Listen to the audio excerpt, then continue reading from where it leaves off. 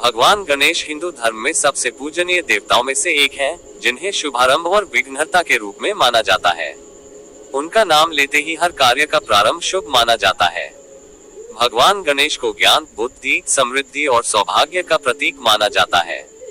आइए भगवान गणेश के जीवन और उनसे जुड़ी प्रमुख बातें विस्तार से जानते हैं।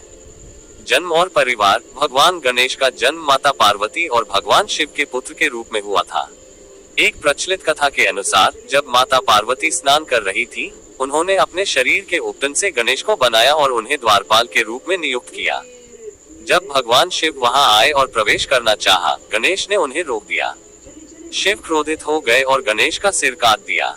माता पार्वती के दुख को देखकर शिव ने गणेश को जीवनदान दिया और हाथी का सिर लगाकर उन्हें पुनर्जीवित किया। भगवान गणेश की सबसे खास पहचान उनका हाथी का सिर है।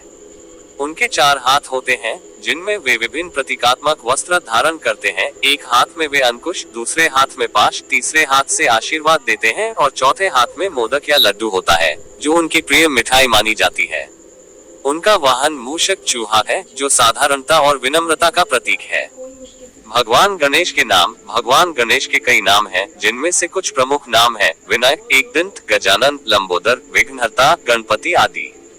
गणेश की उपासना। गणेश जी की उपासना विशेष रूप से विघ्नों को दूर करने के लिए की जाती। शुभ कार्य या यात्रा की शुरुआत में पहले गणेश जी का स्मरण और पूजा की जाती है। गणेश चतुर्थी उनकी सबसे प्रसिद्ध त्योहार है, जो भाद्रपद महीने के शुक्ल पक्ष की चतुर्थी को मनाया जाता है। ये पर्व मुख्य रूप से महाराष्ट्र, कर्नाटक, आंध्र प्रदेश और तमिलनाडु में बड़े धूमधाम से मनाया जाता है। लोग गणेश प्रतिमा की स्थापना करते हैं और 10 दिनों तक उनकी पूजा अर्चना करते हैं। महत्व और प्रतीक। हाथी का सिर बुद्धिमानी और शक्ति का प्रतीक है। बड़ा पेट धैर्य, सहनशीलता और संसार की विविधताओं को आत्मसात करने की क्षमता को दर्शाता है। छोटे नेत्र ध्यान और एकाग्रता का प्रतीक है। एकदंत आत्मनियंत्रण और बलिदान का प्रतीक है। मूषक वाहन भगवान गणेश की सादगी, विनम्रता और हर प्रकार के जीवों को समान दृष्टि से देखने का प्रतीक है। भगवान गणेश से जुड़ी कथाएं।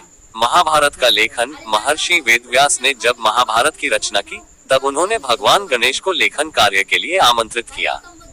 गणेश जी ने महर्षि से कहा कि वे बिना रुके लिखते जाएंगे, अगर वे रुकते हैं तो वे लिखना बंद कर देंगे। तब वेदव्यास ने उन्हें शर्त रखी कि वे हर श्लोक को समझकर ही लिखेंगे, जिससे उन्हें कुछ समय सोचने का मौका मिल जाता था। इसी प्रकार महाभारत का लेखन कार्य संपन्न हुआ। चंद्रमा का श्राप। एक कथा के अनुसार भगवान गणेश ने एक बार अपने प्रिय मोदक खाए और रात को कहीं जा रहे थे। चलते चलते उनका पेट फट गया और उन्होंने अपने पेट को साक्षी से बांध लिया। ये देखकर चंद्रमा हंसने लगे, जिससे गणेश जी क्रोधित हो गए और उन्होंने चंद्रमा को श्राप दे दिया कि कोई भी व्यक्ति चंद्रमा को देखेगा, उसे कलंक लगेगा। बाद में उन्होंने इस श्राप को घटाकर गणेश चतुर्थी की रात को चंद्र दर्शन करने पर ही यह कलंक लगाने की बात कही। भगवान गणेश का स्थान हिंदू धर्म में सर्वोच्च है। उनका आशीर्वाद जीवन के हर क्षेत्र में विघ्नों को दूर करता है और समृद्धि प्रदान करता है। उनके जीवन की कहानियां और उनसे जुड़े प्रतीक हमें जीवन के महत्वपूर्ण गुणों जैसे धैर्य, विनम्रता, बुद्धिमानी और समर्पण का महत्व सिखाते हैं। गणपति बप्पा मोरया।